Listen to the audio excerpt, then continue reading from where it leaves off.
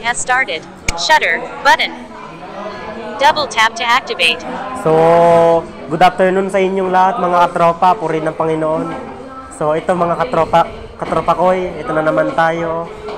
So, ang bibigyan topic ko lang kayo sa mga charger na napuputol sa himulmul.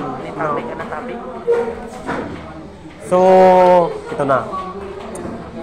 Nangyayari kasi mga katropa, pagtagal, yung mga Android charger natin minsan, napuputol, minsan napupudpud, minsan yung imulmul, nadadamay, no? So, pasensya na kayo kung may maririnig kayong ingay, hindi yun sa akin.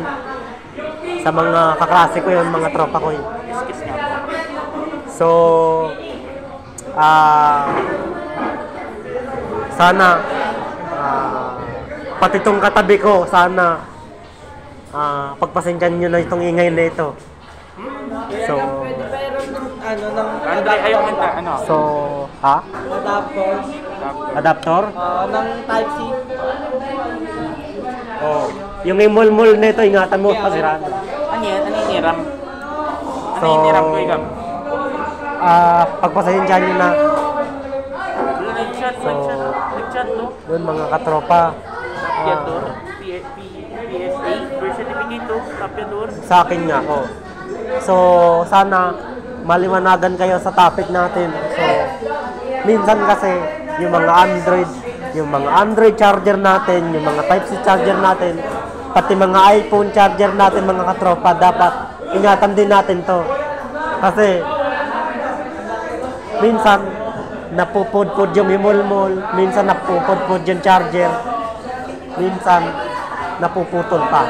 Kaya nagiging sira yung charger natin, kaya hindi tayo makapag-charge. So, mga katropa,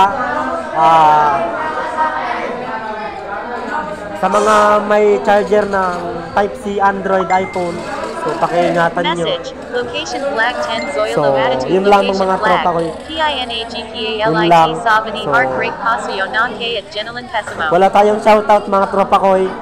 Sana Message. Location flag 10 Zoilo comment attitude. kayo kung Location meron flag. kayong mga PINAGPALIT kung R. Romeo. meron kayong sariling charger cable na pudpud at yung mga himulmul niya paputol na. So, yun lang mga tropa ko. Wala muna tayong shoutout. Edit na natin, then upload na natin. So, thank you for watching. God bless. Peace!